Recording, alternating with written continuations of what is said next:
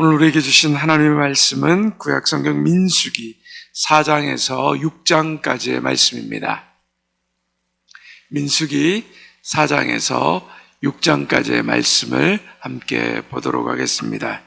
민수기 4장은 1절에서 20절까지 고핫 자손, 21절에서 28절까지 게르손 자손, 29절에서 33절까지 무라리 자손의 임무가 나옵니다. 이들은 성막과 거기에 있는 성물들을 제사장의 주의 아래 옮기는 일을 맡은 레위인들이었습니다. 어제도 레위인의 직무가 나왔지만 그들이 하는 일은 제사장의 종으로서, 그리고 제사장이 맡겨준 일들을 하는 그러한 사람들이었습니다. 그리고 34절에서 39절 일할 수 있는 레위 자손에 대해서 나오고 있습니다. 우리 먼저 2절과 3절 말씀 함께 같이 읽겠습니다. 레위 자손 중에서 고핫 자손을 그들의 종족과 조상의 가문에 따라 집계할지니 곧 30세 이상으로 50세까지 회막의 일을 하기 위하여 그 역사에 참가할 만한 모든 자를 계수하라. 앞에서 일반인들이 전쟁에 참여할 수 있는 최소 나이가 20세였고, 그리고 전쟁에 나아갈 수 있는 나이에 대한 제한이 없었습니다. 그런데 성막을 돕는 일을 하는 레위인의 나이는 30세에서 50세까지로 제한되어 있었습니다. 30세부터 50세까지 일할 수 있는 나이가 얼마가 됩니까? 20년의 기간입니다. 그러면 30세 전까지는 무엇을 하는 기간이겠습니까? 그것은 바로 일에 대한 준비를 하는 기간입니다. 준비하는 기간이 30년인데 비해서 일할 수 있는 기간이 20년밖에 되지 않습니다. 예수님도 공생의 30년을 준비하시고 3년을 사셨습니다. 그만큼 준비가 중요하다는 것입니다.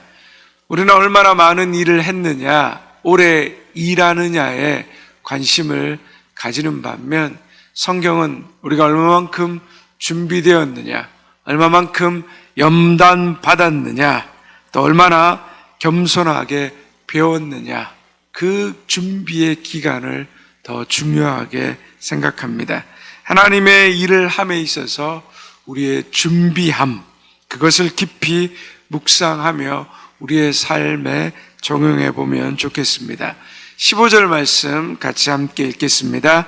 진영을 떠날 때 아론과 그의 아들들이 성소와 성소의 모든 기구 덮는 일을 마치거든 고핫 자손들이 와서 맬 것이니라. 그러나 성물은 만지지 말라. 그들이 죽으리라. 회막 물건 중에 이것들을 고핫 자손이 맬 것이며. 고핫 자손들이 특별히 그 지성소 안에 있는 물건들, 지성소 안에 법궤가 있잖아요. 그래서 속죄소도 있고, 그래서 아주 거룩한 물건들을 만졌기 때문에 그 성물에 손을 대거나 잘못 만지게 되면 죽는다는 것을 말하고 있습니다. 제사장들이 모든 물건을 보자기로 덮는 일을 마칠 때까지 그들은 기다려야 했습니다. 이 일들을 통하여서 우리가 무엇을 배울 수 있습니까? 일을 할 때 중요한 것은 하나님의 주권과 자신의 한계를 인정해야 한다는 것입니다. 해야 할 일을 아는 것도 중요합니다. 그러나 하지 말아야 할 일을 아는 것, 그것 역시 중요합니다. 가장으로서 해야 할 일을 아는 것 중요합니다. 그러나 가장으로서 해야 하지 않아야 될 일을 아는 것도 중요합니다. 성도로서 내가 맡은 직분에서 무엇을 해야 할지를 아는 것도 중요합니다. 그러나 해야 하지 않아야 될 일이 무엇인가를 아는 것 역시 동일하게 중요한 것입니다. 내가 넘지 말아야 될 선을 아는 것도 지혜 중에 지혜인 것입니다. 내가 해야 할 일만 배우는 이 시대는 불행한 시대입니다. 나의 한계를 배우는 법을 인정하는 것을 배우지 못하게 되면 우리의 인생은 비참해지는 것입니다. 하나님의 주권을 인정하고 나의 한계를 인정하고 멈출 줄 아는 지혜 또한 가질 수 있는 저와 여러분 되시기를 바랍니다.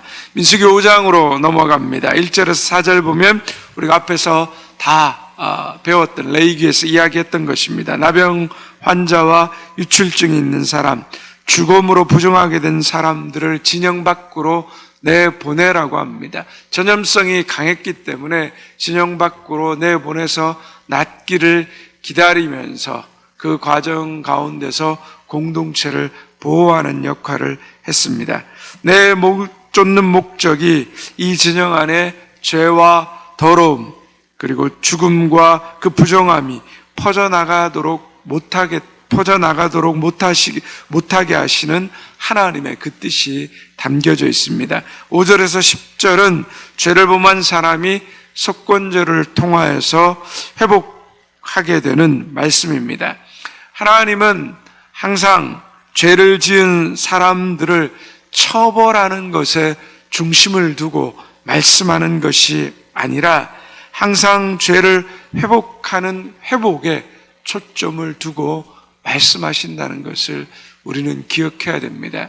누군가가 죄에 대한 정죄와 심판을 하게 될지라도 그것은 그 영혼을 죽게 만들기 위해서 하는 것이 아니라 그 회복과 구원에 초점이 있다는 것, 우리는 이것을 잊지 말아야 합니다. 11절에서 31절까지는 아내가 탈선한 죄에 대해서 간음한 여인, 간음에 대한 의심을 가진 그 일에 대해서 어떻게 다뤄야 되는지 말하고 있습니다. 남성 중심의, 가부장적 중심의 사회였기 때문에 여인은 조그만 꼬투리만 잡혀도 이혼할 수 있는 그러한 시대였습니다. 하도 쉽게 여인을 버리고 이혼하다 보니까 모세가 이혼 증서를 써 주어서 이혼하라고 이야기할 정도였습니다. 예수님이 그 말씀을 인용하기까지 하셨습니다. 남편이 아내의 탈선에 대해서 화가 나서 아내를 의심하게 되거나 또는 아내가 탈선하지 않았는데도 남편이 그 아내를 의심해서 미운 감정이 생기면 그 아내를 제사장에게 데리고 가라는 것입니다. 마음대로 함부로 행하지 말게 하는 것입니다. 우리 15절 말씀 함께 같이 읽겠습니다. 그의 아내를 데리고 제사장에게로 가서 그를 위하여 보리가루 10분의 1 에바를 헌물로 드리되 그것에 기름도 붓지 말고 유황도 두지 말라. 이는 의심의 소재요 죄악을 기억하게 하는 기억의 소재라. 이 과정에서 여러 가지 많은 과정들을 거치고 그것을 통하여서 의심 또는 실제 죄에 대한 어떤 판결들을 하고 있는데 그 가장 처음 시작하면서 아내와 남편의 관계에 위험이 있을 때 제사장에게 나와서 뭘 하라고 하고 있습니까? 소제를 드리라고 합니다. 제사장 앞에 나가서 소제를 드리는 것은 결혼 생활을 삶을 새롭게 하는 의미를 가지고 있습니다. 원래 레위기 2장의 소제 규례에 보면 기름을 붓고 유황을 놓아서 드리도록 하고 있습니다. 유황은 향기를 더하는 것이고 기름은 또 눈에 보기 좋게 풍성하게 하고 맛을 나게 하는 그러한 역할을 하는 것입니다. 그런데 유황과 기름을 넣지 못하게 하는 것은 눈과 입과 코와 그 우리의 오감을 즐겁게 하는 것을 내려놓도록 하는 것입니다. 하나님께 드리는 제사의 아름다움, 풍성함, 그 향기로움을 제거하여 버리는 것입니다. 향기 없는 제사, 풍성함이 없는 제사, 즐거움이 없는 제사, 이 제사는 죄를 생각나게 하고 나의 부족함을 깨닫게 하는 제사인 것입니다. 우리 가정을 돌아보면서 또 우리 자신을 돌아보면서 우리의 삶에 또 부부간의 가정 안에서의 그런 죄악이 있다면 내가 하나님 앞에 나와서 내가 하나님 앞에 나를 드리고 우리 자신을 돌아보아야 한다는 것을 성경은 말하고 있는 것입니다. 민수기 6장으로 넘어갑니다. 나실인의 법입니다. 2절에 보면 누구나 특별한 서원을 할 수 있습니다. 소원은 하나님의 뜻을 알아가는 과정일 수도 있고 특별한 하나님 은혜에 대한 응답의 시간이기도 합니다. 소원을 제사장이나 레위인들이 하는 것이라고 생각하기 쉽지만 성경은 늘 우리가 하나님과 함께 특별한 시간을 보내는 것, 들어가는 것, 그것을 우리에게 선물로 주십니다. 4절에서 12절에 보면 거의 매일 절마다 구별이라는 말이 나오고 있습니다. 구별된다는 것은 무엇입니까? 거룩하다라는 의미입니다. 우리는 신분으로서, 물질로서, 능력으로서 거룩해지는 것이 아닙니다. 우리 자신을 하나님 앞에 드림으로 거룩해지는 것입니다. 오직 내 인생을 하나님의 소유, 하나님의 것이 되는 것으로 거룩해지는 것입니다. 그래서 특별히 나신인의 소원을 한 사람들은 자신의 마음만 드리는 것이 아니라 마음을 드리는 것으로는 특별하게 표시나지 않기 때문에 또한 내적인 것뿐만 아니라 몸을 하나님께 드려서 구별했습니다. 그래서 포도주와 독주를 마시지 않고 머리에 삭도를 대지 않고 그리고 부정한 시체를 만지지 않았던 것입니다. 아무것도 없는 사람일지라도 우리의 몸이 있습니다. 하나님이 내게 주신 것 어느 누구도 빼앗아 갈 수 있는 몸과 마음을 하나님께 구별하여 드림으로 말미암아 내가 거룩해지고 하나님과의 특별한 시간을 보낼 수 있습니다. 그래서 우리가 어떤 특별한 일이 있을 때 금식하고 또 하나님 앞에 내가 마음먹은 것을 작정하기도 하고 또 일천번제를 통하여서 하나님 앞에 헌금을 드리기도 하는 것입니다. 이런 것들은 나를 구별함으로 말미암아 하나님 앞에 나를 드리는 것입니다. 내가 하나님 앞에 거룩하기를 원합니다. 내가 하나님 앞에 더욱더 구별되기를 원합니다. 바로 하나님과의 나만의 그 거룩한 시간, 경건의 시간이 우리의 삶 속에서 많아질 수 있기를 바랍니다. 22절에서 27절까지는 제사장의 축복이 나옵니다. 우리 24절에서 26절의 말씀을 함께 같이 읽겠습니다. 여호와는 내게 복을 주시고 너를 지키시기를 원하며 여호와는 그의 얼굴을 내게 비추사 은혜 베푸시기를 원하며 여호와는 그 얼굴을 내게로 향하여 드사 평강 주시기를 원하노라 할지니라 하라. 어떤 생각이 드십니까? 하나님은 어떤 분이시라고요? 여호와는 어떤 분이시라고요? 우리에게 복을 주시기를 원하신다. 우리를 복 주시고 그 은혜를 누리기를 원하신다는 것이죠. 하나님이 우리에게 이런 모든 구별된 법을 주시고 우리로 해야 할 것과 하지 말아야 될 것을 말씀하신 이유가 무엇이라는 거죠?